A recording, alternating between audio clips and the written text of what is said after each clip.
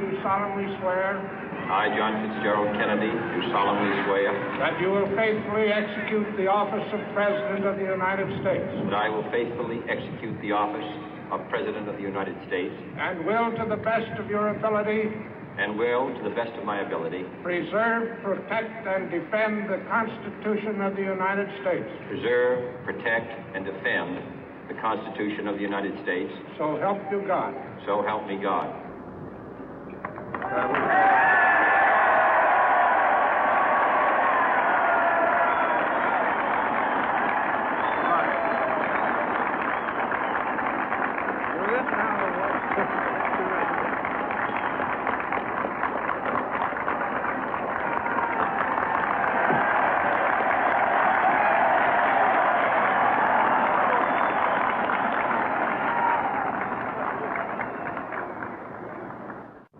Vice President Johnson, Mr. Speaker, Mr. Chief Justice, President Eisenhower, Vice President Nixon, President Truman, Reverend clergy, fellow citizens.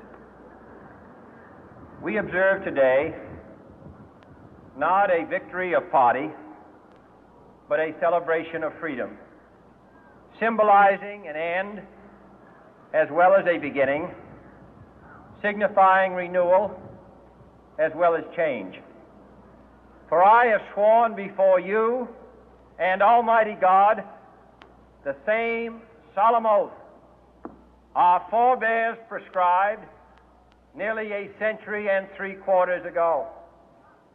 The world is very different now, for man holds in his mortal hands the power to abolish all forms of human poverty and all forms of human life.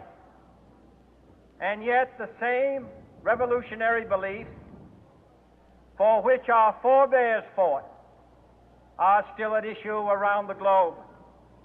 The belief that the rights of man come not from the generosity of the state, but from the hand of God. We dare not forget today that we are the heirs of that first revolution.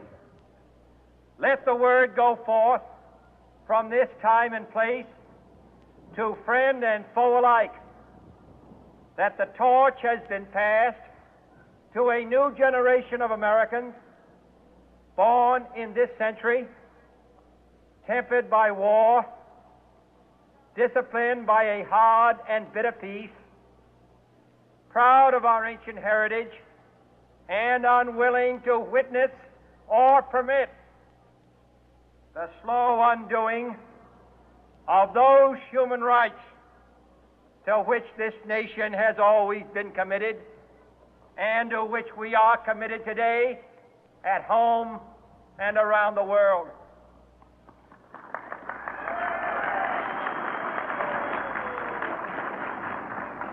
Let every nation know, whether it wishes us well or ill, that we shall pay any price, bear any burden, meet any hardship, support any friend, oppose any foe to assure the survival and the success of liberty.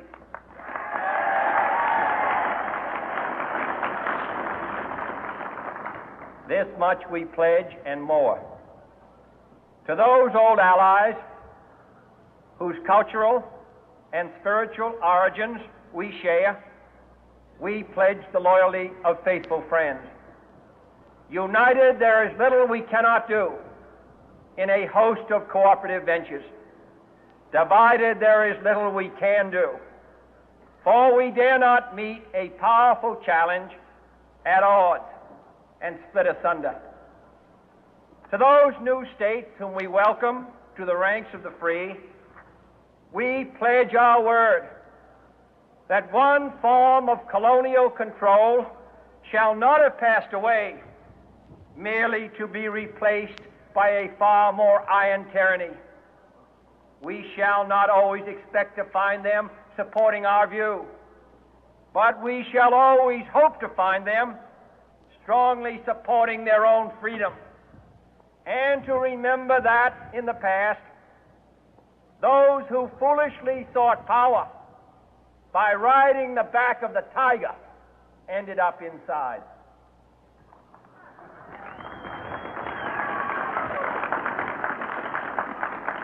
To those people in the huts and villages of half the globe struggling to break the bonds of mass misery, we pledge our best efforts to help them help themselves for whatever period is required, not because the communists may be doing it, not because we seek their votes, but because it is right.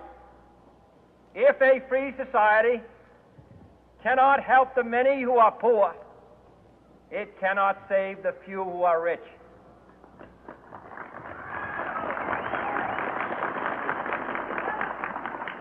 To our sister republics south of our border, we offer a special pledge to convert our good words into good deeds, in a new alliance for progress, to assist free men and free governments in casting off the chains of poverty. But this peaceful revolution of hope cannot become the prey of hostile powers. Let all our neighbors know that we shall join with them to oppose aggression or subversion anywhere in the Americas. And let every other power know that this hemisphere intends to remain the master of its own house.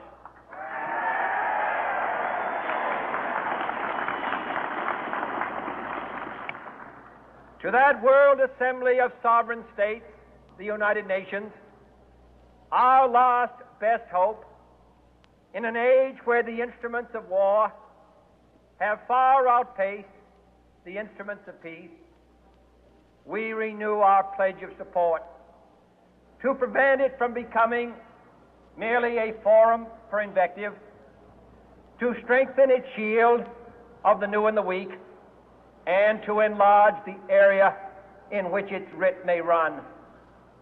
Finally, to those nations who would make themselves our adversary, we offer not a pledge, but a request that both sides begin anew the quest for peace.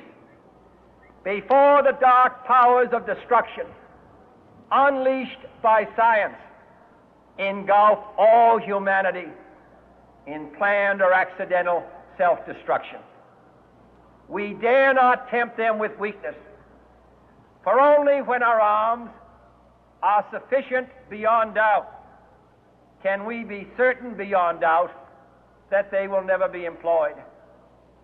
But neither can two great and powerful groups of nations take comfort from our present course, both sides overburdened by the cost of modern weapons, both rightly alarmed by the steady spread of the deadly atom, yet both racing to alter that uncertain balance of terror that stays the hand of mankind's final war. So let us begin anew, remembering on both sides that civility is not a sign of weakness, and sincerity is always subject to proof. Let us never negotiate out of fear, but let us never fear to negotiate.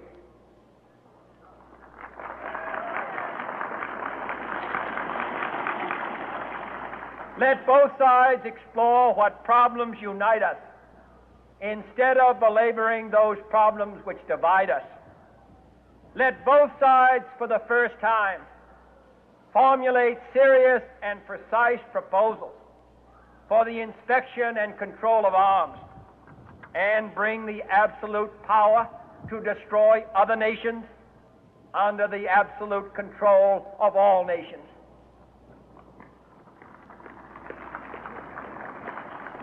Let both sides seek to invoke the wonders of science instead of its terrors. Together, let us explore the stars, conquer the deserts, eradicate disease, tap the ocean depths, and encourage the arts and commerce. Let both sides unite to heed in all corners of the earth the command of Isaiah to undo the heavy burden and let the oppressed go free. And if a beachhead of cooperation may push back the jungle of suspicion, let both sides join in creating a new endeavor, not a new balance of power, but a new world of law, where the strong are just and the weak secure and the peace preserved. All this will not be finished in the first 100 days, nor will it be finished in the first 1,000 days, nor in the life of this administration, nor even perhaps in our lifetime on this planet. But let us begin.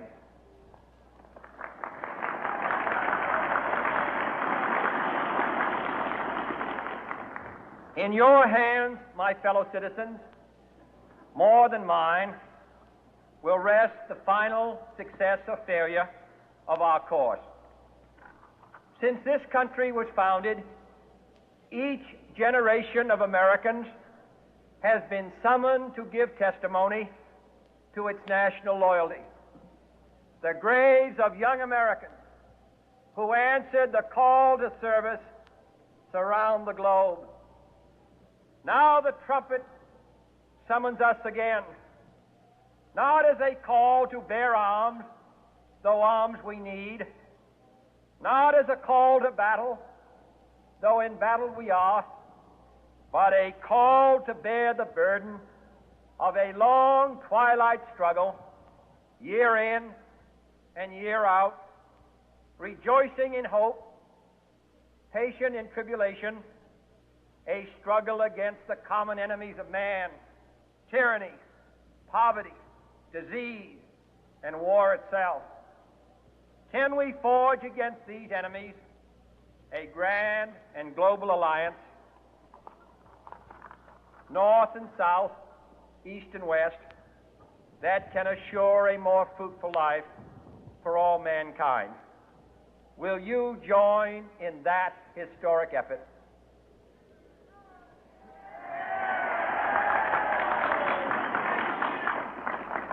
In the long history of the world, only a few generations have been granted the role of defending freedom in its hour of maximum danger. I do not shrink from this responsibility. I welcome it.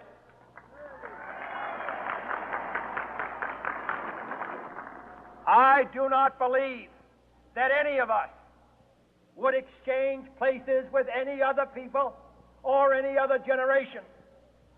The energy, the faith, the devotion which we bring to this endeavor will light our country and all who serve it. And the glow from that fire can truly light the world. And so, my fellow Americans, ask not what your country can do for you, ask what you can do for your country.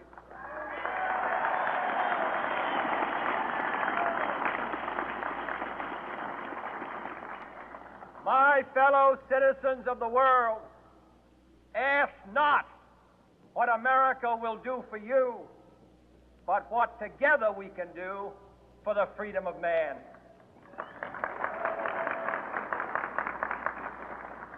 Finally, whether you are citizens of America or citizens of the world, ask of us here the same high standards of strength and sacrifice which we ask of you.